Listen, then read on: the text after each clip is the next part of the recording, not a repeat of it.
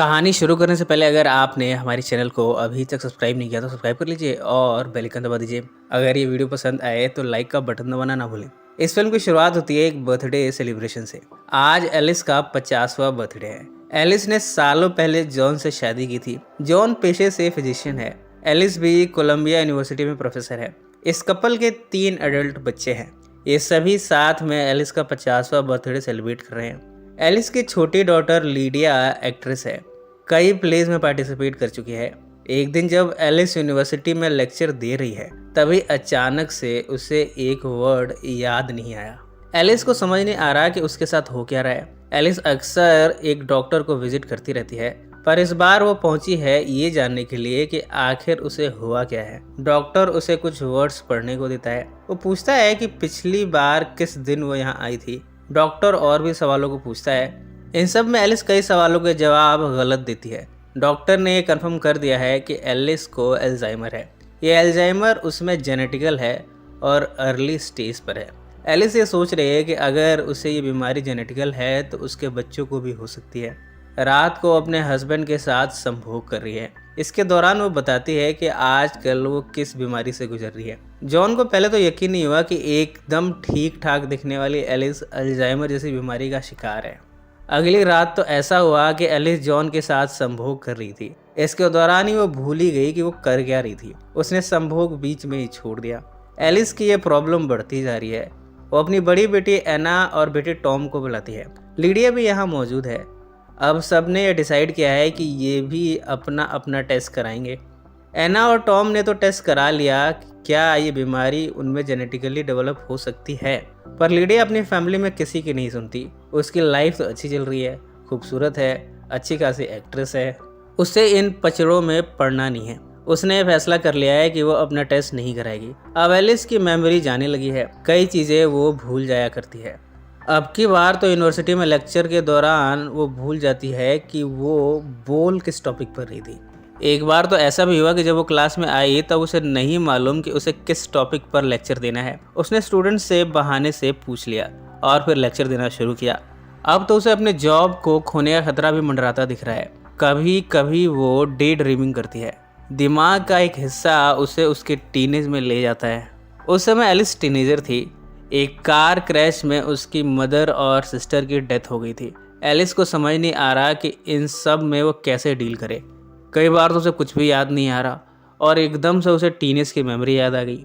John उसे कहता है कि चाहे कुछ भी हो जाए वो उसी के साथ रहने वाला है, उसे कभी अकेला नहीं छोड़ेगा। दोनों साथ में एक रेस्टोरेंट जाकर आइसक्रीम खाते हैं। एलिस वर्ड्स मेमोराइज करने के लिए इन्हें फ़ोन पर लिख लिया करती है। अब वो गजनी होती जा रही है।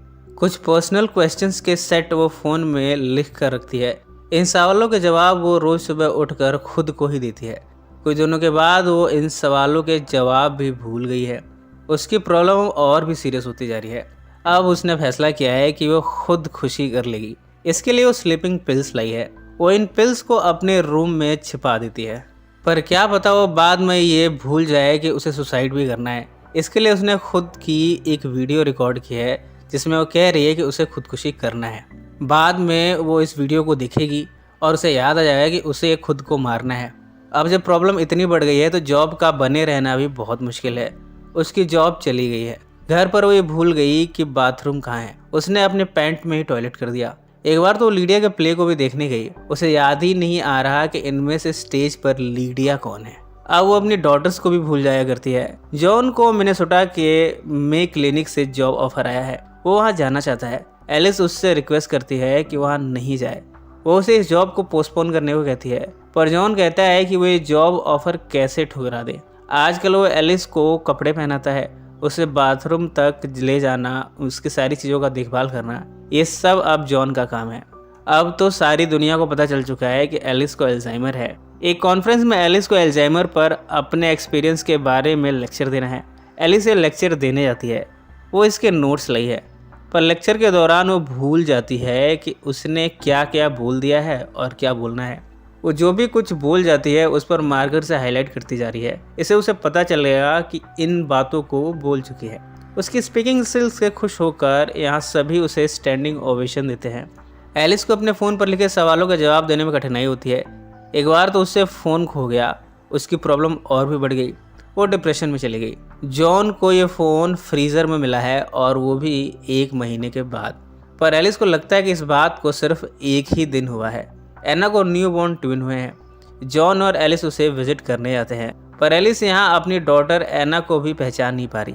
कुछ दिनों के बाद एलिस वीडियो कॉल पर अपनी डॉटर लीडिया से बात कर रही है।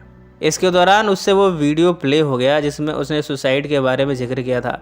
इसे देखकर उसे याद आया है कि उसे खुदकुशी भी करनी है। वो पिल्स ढूंढना शुरू करती है।